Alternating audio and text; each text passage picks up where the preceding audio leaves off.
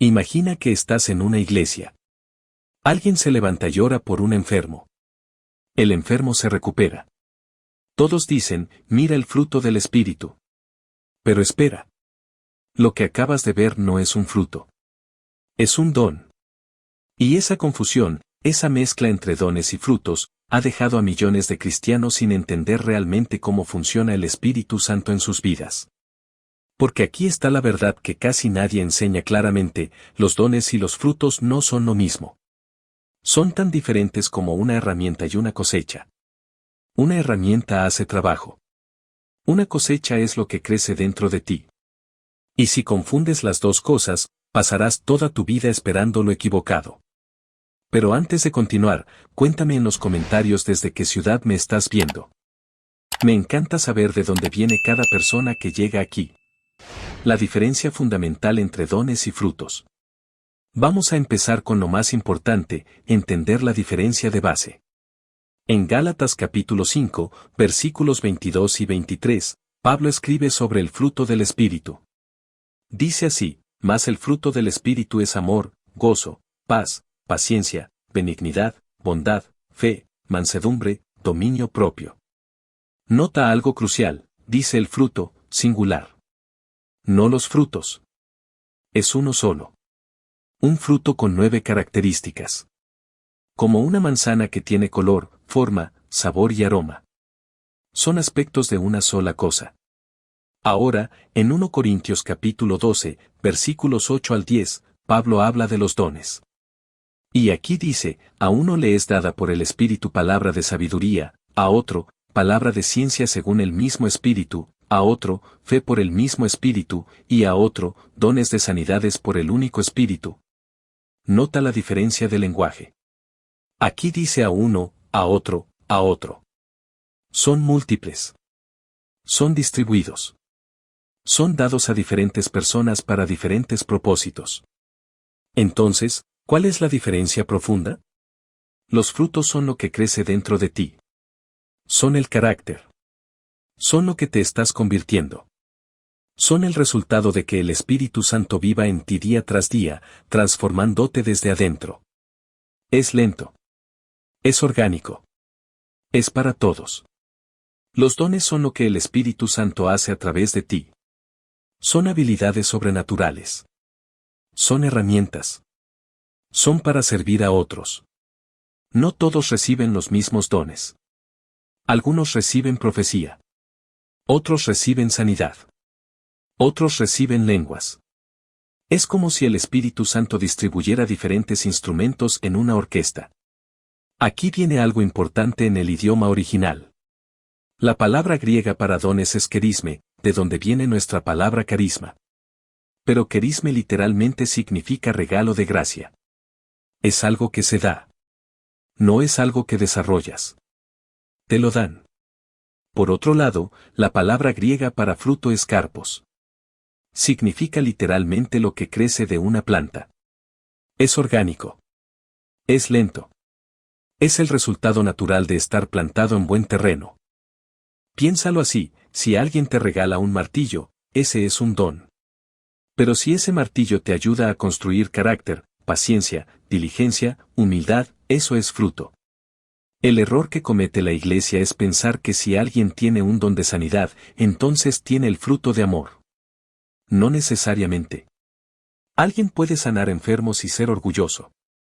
Alguien puede profetizar y ser impaciente. Los dones no garantizan carácter. El carácter viene del fruto, que crece lentamente, en secreto, en lo privado. Ahora bien, hay una conexión. Los dones sin fruto se corrompen. La profecía sin amor se vuelve crítica. La sanidad sin paciencia se vuelve arrogancia. Pero los frutos sin dones simplemente crecen en silencio.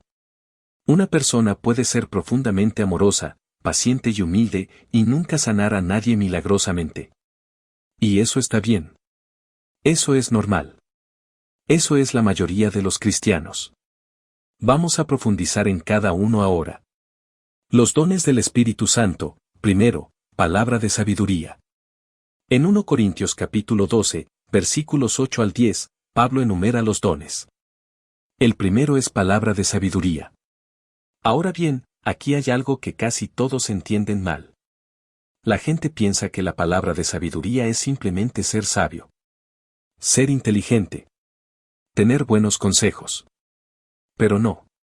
La palabra griega aquí es logos, que significa palabra, y sofia, que significa sabiduría divina.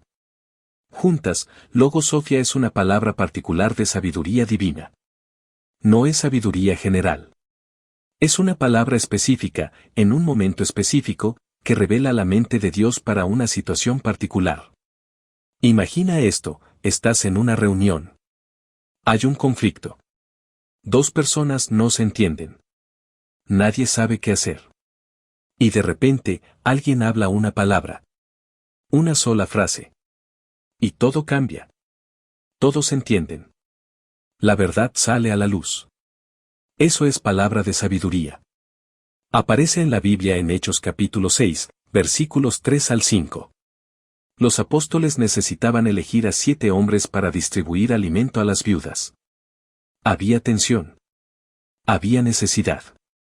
Y dijeron, buscad, pues, hermanos, de entre vosotros a 7 varones de buen testimonio, llenos del Espíritu Santo y de sabiduría. ¿Por qué necesitaban sabiduría para elegir a 7 hombres? Porque no era solo un problema administrativo.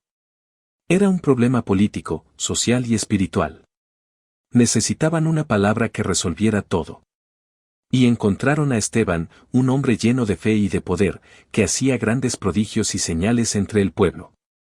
Esteban tenía palabra de sabiduría. Cuando fue arrestado, en Hechos capítulo 6, versículo 10, dice, pero no podían resistir a la sabiduría y al espíritu con que hablaba. Silencio. Sus palabras eran tan precisas, tan verdaderas, tan llenas de la mente de Dios, que nadie podía refutarlas. Eso es palabra de sabiduría. No es inteligencia. Es revelación. Es el Espíritu Santo hablando a través de ti en el momento exacto que se necesita. Palabra de ciencia. El segundo don es palabra de ciencia. Ahora, la palabra griega aquí es logos, palabra, y gnosis, conocimiento. Pero no es cualquier conocimiento.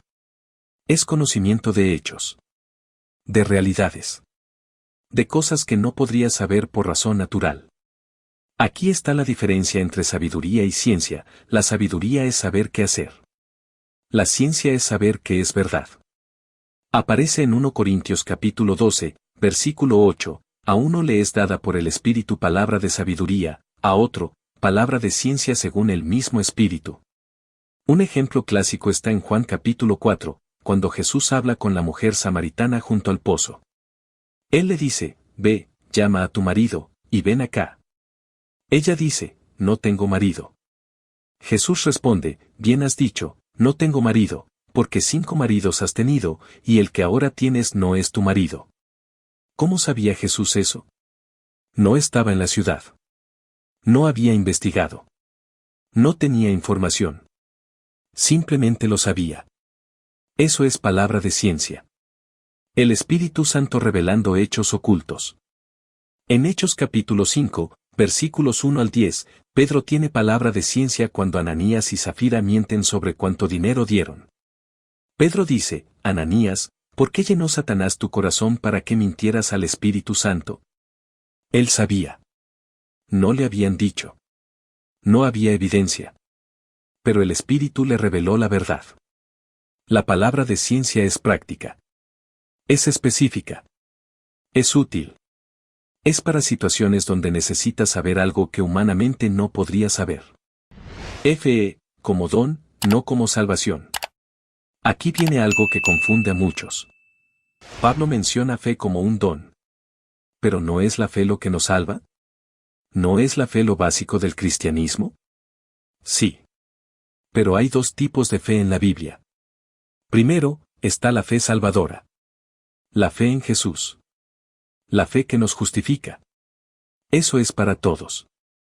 Romanos capítulo 3, versículo 22, la justicia de Dios por medio de la fe en Jesucristo, para todos los que creen. Pero luego está el don de fe. La palabra griega es pistis, que significa confianza absoluta. Es una confianza sobrenatural en Dios para cosas específicas. Es la capacidad de creer en lo imposible. De ver lo invisible. De actuar como si ya hubiera sucedido. En 1 Corintios capítulo 13, versículo 2, Pablo lo distingue, y si tuviese profecía, y entendiese todos los misterios y toda ciencia, y si tuviese toda la fe, de tal manera que trasladase los montes, y no tengo amor, nada soy. Nota, toda la fe. No es la fe salvadora. Es una fe extraordinaria. Una fe que mueve montañas. Literalmente. Aparece en Mateo capítulo 17, versículos 19 al 21.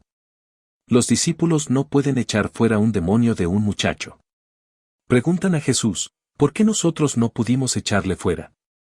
Jesús les dice, por vuestra poca fe, porque de cierto os digo, que si tuviereis fe como un grano de mostaza, diréis a este monte, pásate de aquí allá, y se pasará, y nada os será imposible. Esto no es sobre salvación. Es sobre capacidad sobrenatural. Es el don de fe, la habilidad de creer tan profundamente que lo imposible se vuelve posible. Ananías recibe palabra de ciencia sobre Saulo en Hechos capítulo 9. Pero necesita el don de fe para obedecer. Porque ir a ver a Saulo, el perseguidor de cristianos, es humanamente absurdo. Pero Ananías tiene fe. Va. Y todo cambia. Dones de sanidades. En 1 Corintios capítulo 12, versículo 9, dice, y a otro, dones de sanidades por el único Espíritu. Nota la palabra, dones, plural. No un don de sanidad. Dones. Múltiples. Diferentes tipos de sanidad para diferentes enfermedades. Aquí hay algo importante en el contexto histórico. En el primer siglo, no había medicina como la conocemos. No había antibióticos. No había cirugía sofisticada. Las enfermedades eran a menudo mortales. Y la sanidad era un acto profundamente espiritual. Cuando Pedro sana al cojo de la puerta hermosa en Hechos capítulo 3, versículos 1 al 10, no es solo un acto de compasión. Es un acto de poder. Es una demostración de que el reino de Dios es real. Que Jesús está vivo. Que el Espíritu Santo funciona. Pedro dice, no tengo plata ni oro, pero lo que tengo te doy, en el nombre de Jesucristo de Nazaret, levántate y anda. Y el hombre, que había estado cojo desde el vientre de su madre, más de 40 años, se levanta y camina. La palabra griega para sanidades es llamata, literalmente curaciones. Es la restauración del cuerpo a su estado normal. Pero aquí viene algo crucial, no todos los cristianos tienen este don. Pablo enumera los dones y dice a uno, a otro, a otro. Están distribuidos. No todos sanan. Y eso está bien. De hecho, en 2 Corintios capítulo 12, versículos 7 al 9, Pablo habla de su propia enfermedad, una espina en la carne, y pide a Dios que la quite. Dios le responde, te basta mi gracia, porque mi poder se perfecciona en la debilidad. Pablo no tiene el don de sanidad para sí mismo. Y está en paz con eso. La sanidad es un don. Es hermoso. Es poderoso. Pero no es el don más importante. Y no todos lo reciben. Operación de milagros. En 1 Corintios capítulo 12, versículo 10, dice, a otro, operación de milagros. La palabra griega es energeia, que significa literalmente energía o poder en acción. Es la capacidad de hacer que suceda lo sobrenatural. No solo sanar, sino intervenir en la naturaleza misma. Cuando Elías invoca fuego del cielo en 1 Reyes capítulo 18, versículos 36 al 38, eso es operación de milagros. Cuando Pedro hace que Ananías y Zafira caigan muertos en Hechos capítulo 5, eso es operación de milagros. Cuando el apóstol Pablo hace que Elimas el mago quede ciego en Hechos capítulo 13, versículos 8 al 11, eso es operación de milagros. No es sanidad. Es intervención directa en la realidad física. Hay un contexto histórico aquí. En el mundo antiguo, el poder sobrenatural era una moneda de cambio. Los griegos creían en los dioses. Los romanos creían en los espíritus. Los judíos creían en el poder de Dios. Y cuando alguien hacía un milagro, todos lo veían como una evidencia de que Dios o que poder estaba detrás de esa persona. Cuando Felipe va a Samaria en Hechos capítulo 8, versículos 5 al 8, hace milagros. Y toda la ciudad lo escucha. Porque los milagros eran credenciales. Eran prueba de que lo que decía era verdadero. Pero aquí viene algo importante, la operación de milagros no es lo mismo que la fe. Puedes tener milagros y ser orgulloso. Puedes hacer cosas sobrenaturales y estar lejos de Dios. Jesús mismo lo advierte en Mateo capítulo 7, versículos 22 al 23, muchos me dirán en aquel día, Señor, Señor, ¿no profetizamos en tu nombre, y en tu nombre echamos fuera demonios, y en tu nombre hicimos muchos milagros? Y entonces les declararé, nunca os conocí, apartaos de mí, hacedores de maldad. Los milagros sin carácter son peligrosos. Pueden engañar. Pueden corromper. La operación de milagros es un don. Pero el fruto del Espíritu, el amor, la paciencia, la humildad, es lo que te mantiene en el camino correcto. Profecía. En 1 Corintios capítulo 12, versículo 10, dice, a otro, profecía. Ahora, la profecía es uno de los dones más malentendidos. La gente piensa que profecía es predecir el futuro. Pero no. La palabra griega es propeteia, que significa literalmente hablar en lugar de o hablar por. Es hablar por Dios. Es comunicar lo que Dios está diciendo en el presente. A veces, sí, un profeta habla del futuro. Pero eso no es lo principal. Lo principal es que habla la verdad de Dios en el momento presente. En 1 Corintios capítulo 14, versículos 3 al 5, Pablo explica, pero el que profetiza habla a los hombres para edificación, exhortación y consolación. El que habla en lenguas, a sí mismo se edifica, pero el que profetiza, edifica a la iglesia. Así que, quisiera que todos vosotros hablaseis en lenguas, pero más que profetizaseis. ¿Ves? La profecía edifica. Exhorta. Consuela. Es para la iglesia. No es para ti solo. Es para otros. Aparece en Hechos capítulo 11, versículos 27 al 28. Un profeta llamado Ágabo se levanta y profetiza que habrá una gran hambre en toda la tierra habitada. Y eso sucede. Fue una predicción del futuro. ¿Pero por qué profetizó? Para que la iglesia se preparara. Para que supieran qué hacer. La profecía es práctica. Aquí hay algo importante en el contexto histórico. En el primer siglo, no había Biblia completa. No había Nuevo Testamento todavía. La profecía era una forma en que Dios hablaba directamente a su pueblo. Un profeta podía levantarse en la iglesia y hablar lo que el Espíritu Santo le revelaba. Pero también había falsos profetas. Personas que fingían hablar por Dios. Por eso Pablo da instrucciones en 1 Corintios capítulo 14, versículos 29 al 32, asimismo, los profetas hablen 2 o 3, y los demás juzguen. Y si algo le fuere revelado a otro que estuviere sentado, calle el primero. Porque podéis profetizar todos uno por uno, para que todos aprendan, y todos sean exhortados. Había un proceso. Los profetas hablaban.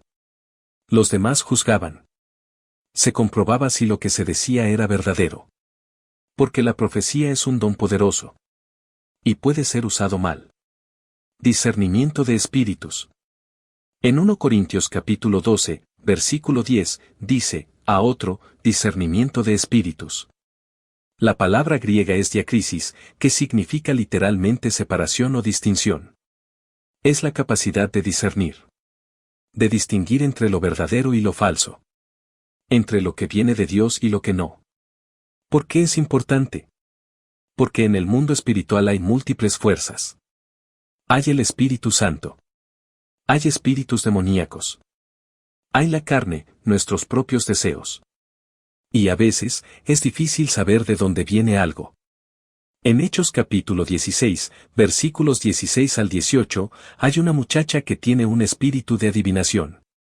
Sigue a Pablo y a Silas gritando, estos hombres son siervos del Dios Altísimo, quienes os anuncian el camino de salvación. ¿Ves? Lo que dice es verdadero. Pero viene de un espíritu demoníaco. Entonces Pablo, con discernimiento de espíritus, reconoce lo que sucede. Y echa fuera el espíritu. Y al instante se le fue el espíritu, y quedó sana. El discernimiento de espíritus es práctico. Es para proteger. Es para mantener la pureza de la iglesia. Es para saber cuando algo que parece bueno es realmente malo. En el contexto histórico del primer siglo, esto era crucial. Había muchos que se hacían pasar por apóstoles. Muchos que fingían tener el Espíritu Santo. Muchos que traían doctrinas falsas. El discernimiento de espíritus era la defensa de la iglesia. Lenguas. En 1 Corintios capítulo 12, versículo 10, dice, a otro, diversos géneros de lenguas. Ahora, las lenguas son quizás el don más controversial. Pero vamos a ser claros sobre qué es. La palabra griega es glosai, literalmente lenguas. Es hablar en un idioma que no has aprendido. Es una comunicación que viene del Espíritu Santo, no de tu mente racional. En Hechos capítulo 2, versículos 1 al 11, en Pentecostés, los apóstoles hablan en lenguas. Y dice, entonces comenzaron a hablar en otras lenguas, según el Espíritu les daba que hablasen. Y estaban en Jerusalén judíos, varones piadosos, de todas las naciones bajo el cielo. Y hecho este estruendo, se juntó la multitud, y estaban confusos, porque cada uno les oía hablar en su propia lengua. Aquí está la clave, cada uno oía en su propia lengua. Eran idiomas reales. Eran lenguas que existían. Los apóstoles no sabían esos idiomas. Pero el Espíritu Santo hablaba a través de ellos. Pero hay otro tipo de lenguas. En 1 Corintios capítulo 14, versículos 2 al 4, Pablo habla de lenguas que nadie entiende. Porque el que habla en lengua desconocida, no habla a los hombres, sino a Dios, pues nadie le entiende, aunque en espíritu habla misterios. ¿Cuál es la diferencia? En Pentecostés, las lenguas eran para comunicar a otros. Eran un signo para los incrédulos. Pero en 1 Corintios, Pablo habla de lenguas privadas. Lenguas para la oración personal. Para la comunión con Dios. Aquí hay algo importante en el idioma original. La palabra para lengua es glosa, que literalmente significa lengua como el órgano en tu boca. Es una palabra viva. Es física. Es real. En el contexto histórico, las lenguas eran controvertidas incluso en el primer siglo. Algunos las valoraban mucho. Otros las desconfiaban. Por eso Pablo da instrucciones cuidadosas en 1 Corintios capítulo 14, versículos 27 al 28, si alguno habla en lengua, sea por 2, o a lo más 3, y por turno, y uno interprete. Y si no hay intérprete, calle en la iglesia, y hable a sí mismo y a Dios. Las lenguas son un don. Pero deben usarse con orden. Con propósito. Con interpretación cuando es en la iglesia. Interpretación de lenguas. En 1 Corintios capítulo 12, versículo 10, dice, a otro, interpretación de lenguas. Si las lenguas son hablar sin entender, la interpretación es entender lo que se habló. La palabra griega es hermeia, que significa interpretación o traducción. Es la capacidad de tomar lo que fue hablado en lenguas y hacerlo entendible para otros. Esto es importante, la interpretación no es traducción palabra por palabra. Es el significado. Es lo que el Espíritu Santo quiso comunicar. En 1 Corintios capítulo 14, versículos 13 al 15, Pablo dice, por lo cual, el que habla en lengua extraña, pida en oración poder interpretarla. Porque si yo oro en lengua desconocida, mi espíritu ora, pero mi entendimiento queda sin fruto. ¿Qué, pues? Oraré con el espíritu, pero oraré también con el entendimiento, cantaré con el espíritu, pero cantaré también con el entendimiento. ¿Ves? Pablo valora tanto las lenguas como la interpretación. Porque las lenguas sin interpretación no edifican a la iglesia. Pero las lenguas con interpretación edifican a todos. En el contexto histórico, la interpretación era un don práctico. Permitía que la iglesia entera entendiera lo que Dios estaba comunicando a través de las lenguas. Sin interpretación, las lenguas eran solo sonido. Con interpretación, eran revelación. Apostolado y otros dones mencionados en Romanos. Ahora bien, Pablo no solo habla de dones en 1 Corintios. También habla de ellos en Romanos capítulo 12, versículos 6 al 8. Y aquí enumera otros dones que no aparecen en 1 Corintios. Dice así, de manera que, teniendo diferentes dones, según la gracia que nos es dada, si el de profecía, úsese conforme a la medida de la fe, si el de servicio, en servir, el que enseña, en la enseñanza, el que exhorta, en la exhortación, el que reparte, con liberalidad, el que preside, con solicitud, el que hace misericordia, con alegría. Aquí aparecen dones como enseñanza, exhortación, servicio, liderazgo, misericordia. Estos son dones más cotidianos. Menos espectaculares que la profecía o las lenguas. Pero igualmente importantes. Y luego, en Efesios capítulo 4, versículos 11 al 12, Pablo habla de dones de liderazgo, y él mismo constituyó a unos, apóstoles, a otros, profetas, a otros, evangelistas, a otros, pastores y maestros, a fin de perfeccionar a los santos para la obra del ministerio, para la edificación del cuerpo de Cristo. Aquí aparecen los apóstoles, los evangelistas, los pastores. Estos son dones de oficio. Dones que definen tu rol en la iglesia. ¿Cuál es la diferencia entre estos dones? Los dones en 1 Corintios 12, sabiduría, fe, sanidad, milagros, profecía, lenguas, son dones de poder. Son sobrenaturales. Son espectaculares. Los dones en Romanos 12, enseñanza, exhortación, servicio, liderazgo, misericordia, son dones de función. Son lo que haces. Son como sirves. Los dones en Efesios 4, apóstol, profeta, evangelista, pastor, maestro, son dones de oficio. Son lo que eres. Son tu identidad en la iglesia. Todos son importantes. Todos son del Espíritu Santo.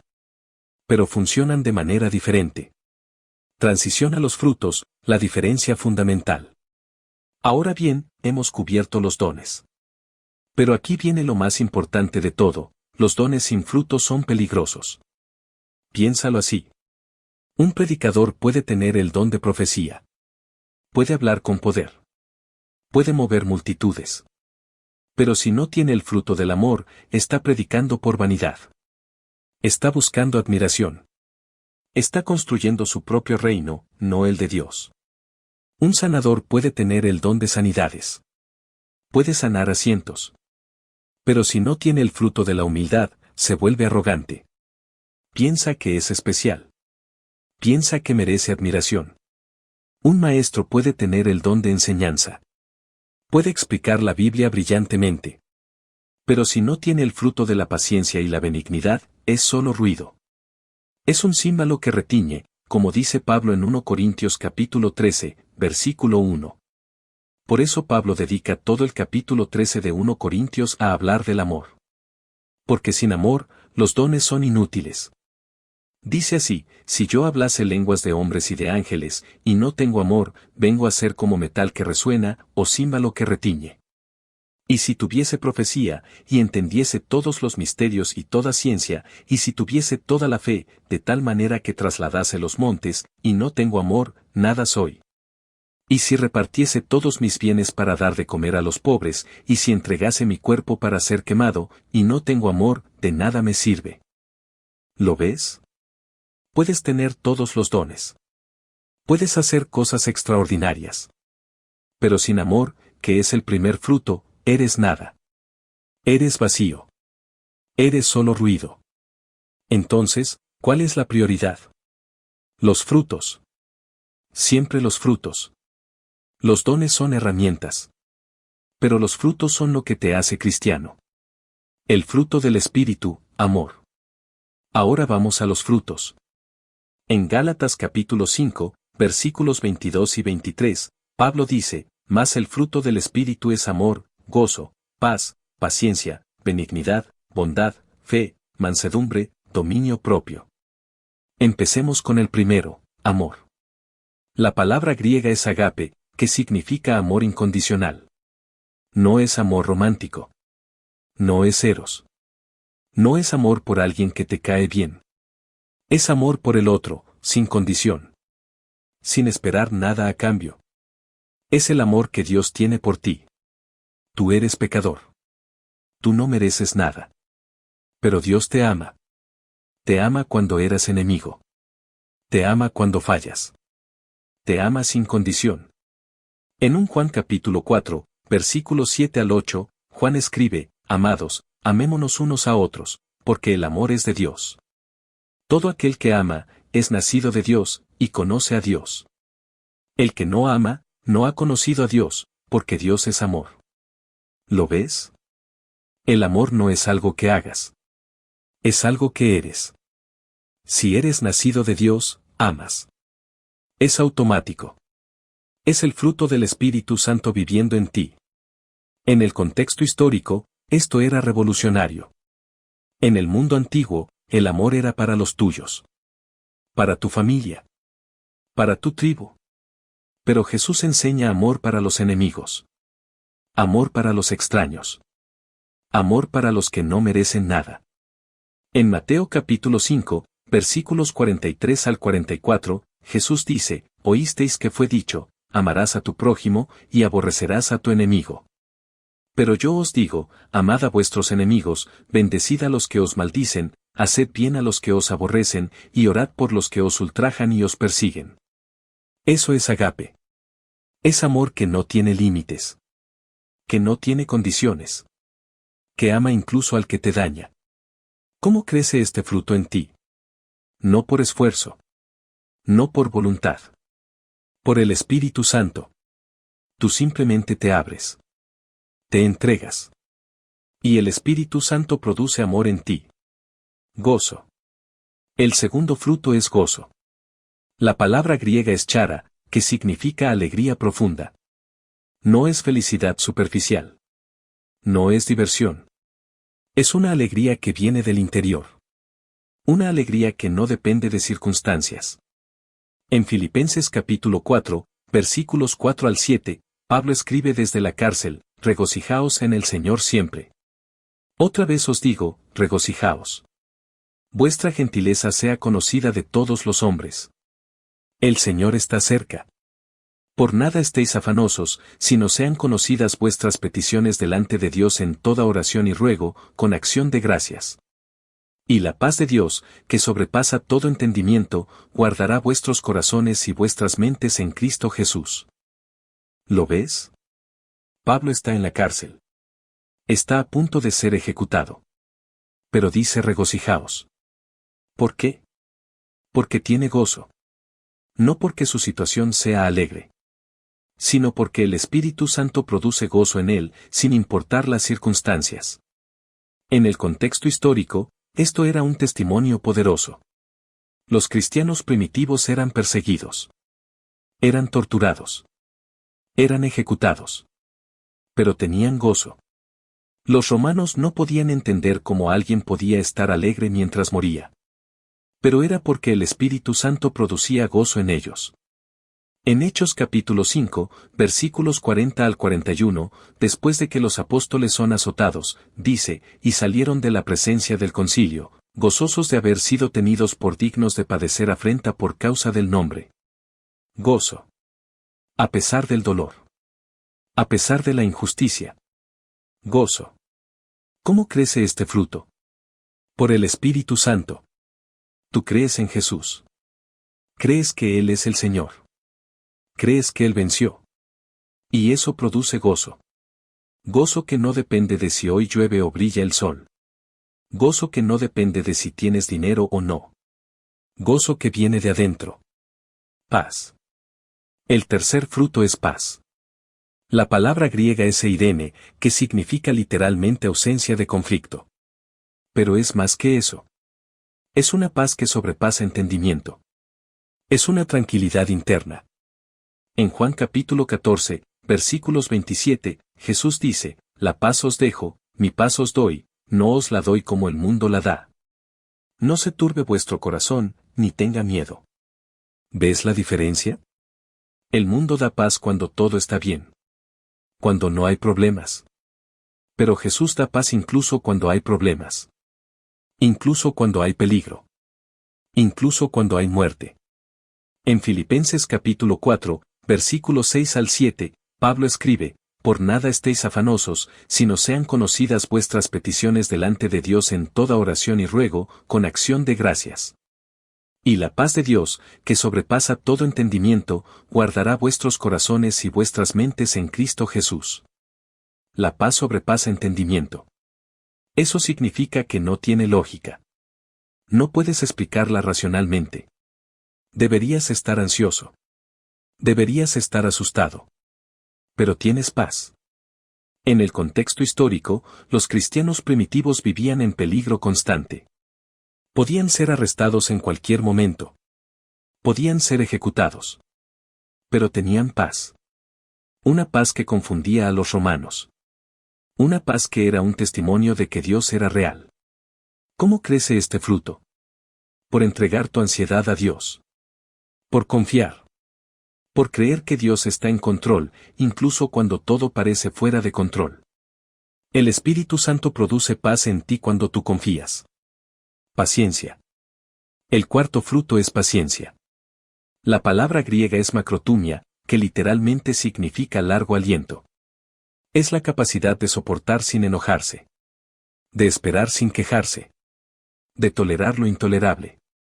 En Romanos capítulo 12, versículos 12, Pablo escribe, gozosos en la esperanza, sufridos en la tribulación, constantes en la oración. Sufridos. Eso es paciencia. Es la capacidad de sufrir sin perder la fe. En Colosenses capítulo 3, versículos 12 al 13, Pablo escribe, vestíos, pues, como escogidos de Dios, santos y amados, de entrañas de misericordia, de benignidad, de humildad, de mansedumbre, de paciencia, soportándoos los unos a los otros, y perdonándoos los unos a los otros si alguno tuviere queja contra otro.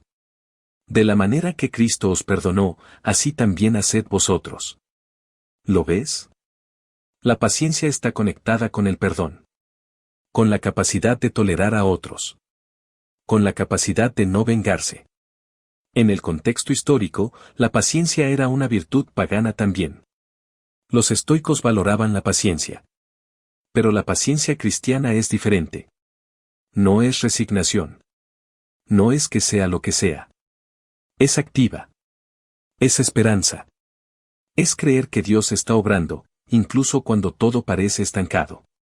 En Santiago capítulo 1, versículos 2 al 4, Santiago escribe, hermanos míos, tened por sumo gozo cuando os halléis en diversas pruebas, sabiendo que la prueba de vuestra fe produce paciencia.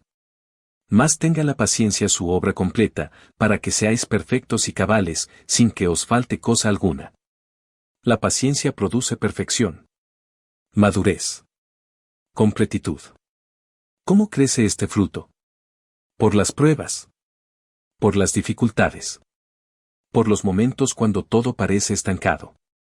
El Espíritu Santo produce paciencia en ti a través de la espera. Benignidad y bondad. El quinto y sexto fruto son benignidad y bondad. Ahora, aquí hay algo interesante. En español, suenan casi igual. Pero en griego, son diferentes.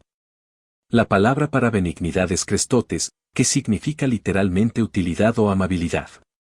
Es la capacidad de ser útil a otros. De ser amable. De ser considerado. La palabra para bondad es agatosine, que significa literalmente excelencia moral. Es la capacidad de hacer lo bueno. De ser virtuoso.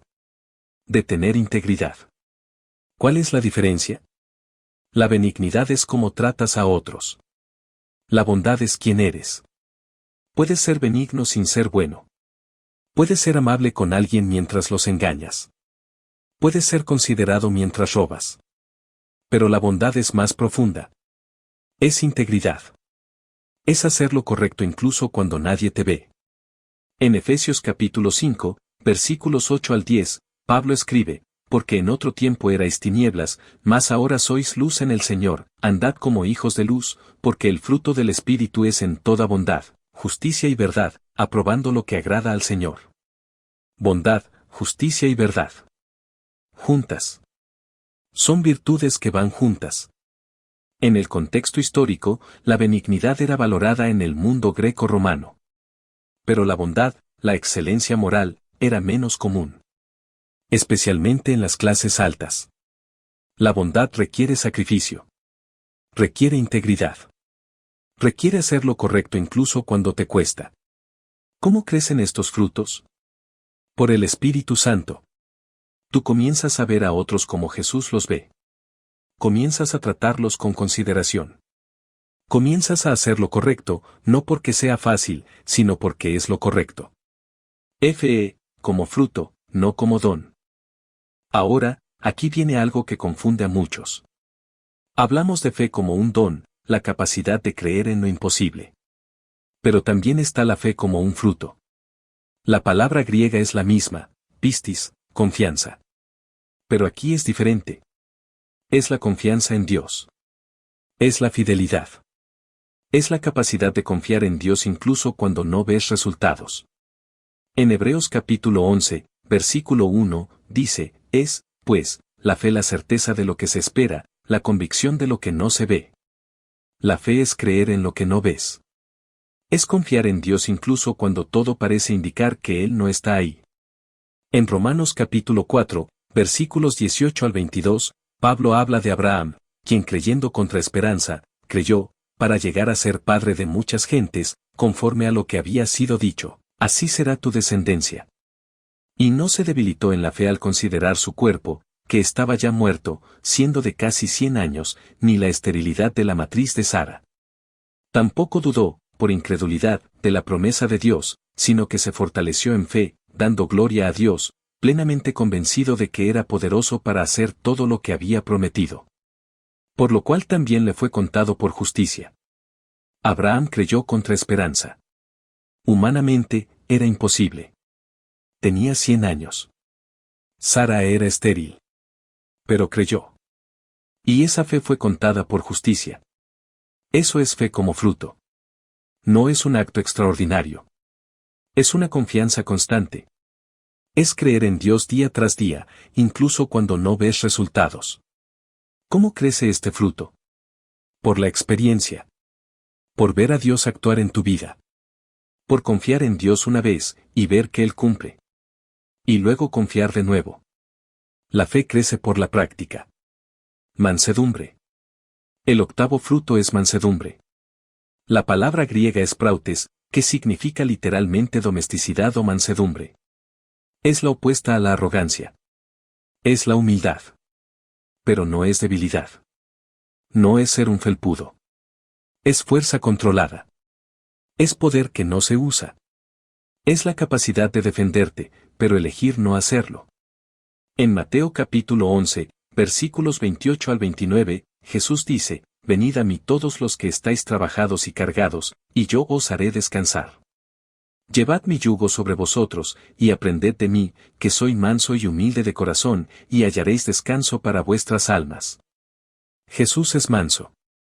Pero Jesús es también el que echó a los mercaderes del templo. Jesús es el que enfrentó a los fariseos. Jesús es el que será el juez de todas las naciones. Pero es manso. Es humilde. ¿Cómo? Porque la mansedumbre no es debilidad. Es fuerza bajo control. En 1 Pedro capítulo 3, versículos 15 al 16, Pedro escribe, sino santificad a Dios el Señor en vuestros corazones, y estad siempre preparados para presentar defensa con mansedumbre y reverencia ante todo el que os demande razón de la esperanza que hay en vosotros. Presenta defensa con mansedumbre.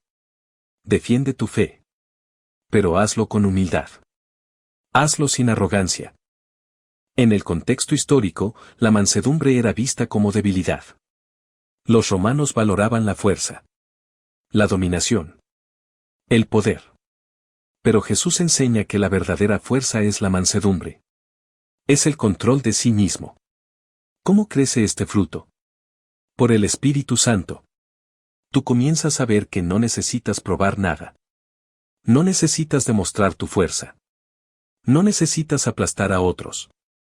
Eres fuerte porque Dios es fuerte. Y eso te permite ser manso. Dominio propio. El noveno y último fruto es dominio propio. La palabra griega es ekrateia, que literalmente significa poder dentro. Es el control de sí mismo. Es la capacidad de dominar tus deseos. Tus impulsos. Tus emociones. En Gálatas capítulo 5, versículos 16 al 17, Pablo escribe, digo, pues, andad en el Espíritu, y no satisfagáis los deseos de la carne. Porque el deseo de la carne es contra el Espíritu, y el del Espíritu es contra la carne, y estos se oponen entre sí, para que no hagáis lo que quisierais. ¿Lo ves? Hay una batalla. Tu carne quiere una cosa. El Espíritu quiere otra. El dominio propio es elegir al Espíritu.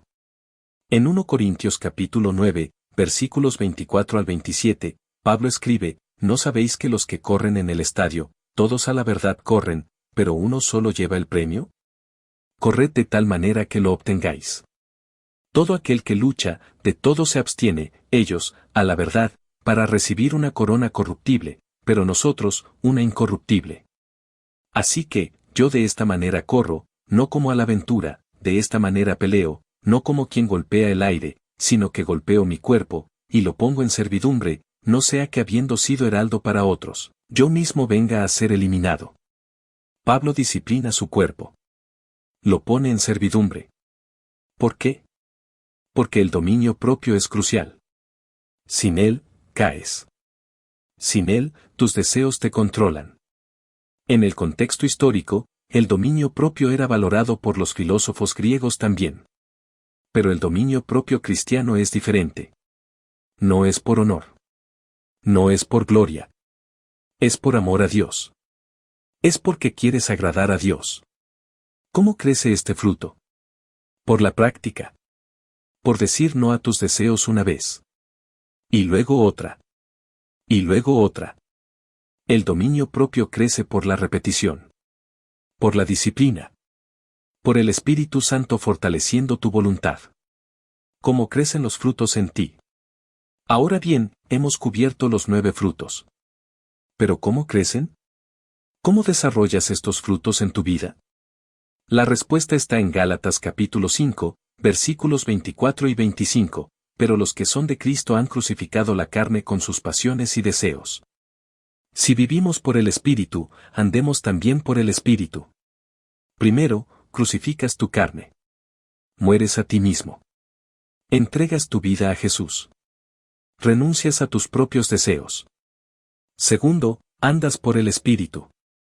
Sigues al Espíritu Santo. Obedeces su voz. Haces lo que Él te guía a hacer. Cuando haces eso, el fruto crece automáticamente. No es por esfuerzo. No es por fuerza de voluntad. Es por el Espíritu Santo. En Juan capítulo 15, versículos 4 al 5, Jesús dice, permaneced en mí, y yo en vosotros. Como el pámpano no puede llevar fruto por sí mismo, si no permanece en la vid, así tampoco vosotros, si no permanecéis en mí. Yo soy la vid, vosotros los pámpanos, el que permanece en mí, y yo en él, éste lleva mucho fruto, porque separados de mí nada podéis hacer. Permanece en Jesús. Eso es todo. Permanece. Mantente conectado.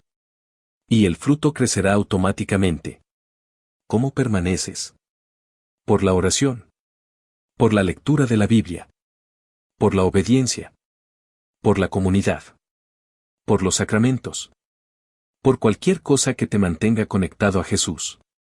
La conexión entre dones y frutos. Ahora bien, volvamos a la pregunta original, ¿cuál es la relación entre dones y frutos? Los dones sin frutos se corrompen. Hemos visto eso. Un profeta sin amor es un crítico. Un sanador sin humildad es un charlatán. Un maestro sin paciencia es un tirano. Pero también, los frutos sin dones son incompletos. Un cristiano puede ser amoroso, paciente y humilde. Pero si no tiene dones, ¿cómo sirve a otros? ¿Cómo edifica la iglesia? La respuesta es que necesitas ambos. Necesitas dones para servir. Necesitas frutos para ser digno de servir. En 1 Corintios capítulo 13, después de hablar de los dones, Pablo habla del amor. Y luego, en los capítulos 14, vuelve a hablar de los dones. ¿Por qué? Porque los dones son importantes. Pero deben usarse con amor. Entonces, ¿cuál es la prioridad? Los frutos. Siempre los frutos. Porque los frutos son lo que permanece. Los dones son temporales. Los dones se usan en esta vida. Pero los frutos son eternos. En 1 Corintios capítulo 13, versículos 8 al 13, Pablo escribe, el amor nunca deja de ser, pero las profecías se acabarán, y cesarán las lenguas, y la ciencia acabará. Porque en parte conocemos, y en parte profetizamos, mas cuando venga lo perfecto, entonces lo que es en parte se acabará. Cuando yo era niño, hablaba como niño, pensaba como niño, juzgaba como niño, mas cuando ya fui hombre, dejé lo de niño. Ahora vemos por espejo, oscuramente, mas entonces veremos cara a cara. Ahora conozco en parte, pero entonces conoceré como fui conocido. Y ahora permanecen la fe, la esperanza y el amor, estos tres, pero el mayor de estos es el amor. Los dones se acabarán. Pero el amor permanece. La fe permanece. La esperanza permanece. Entonces, si tienes que elegir entre un don y un fruto, elige el fruto. Elige el amor. Elige la paciencia. Elige la humildad. Aplicación práctica, cómo desarrollar los frutos esta semana. Ahora bien, todo esto es hermoso en teoría. Pero ¿cómo lo aplicas en tu vida? Aquí está lo que quiero que hagas esta semana.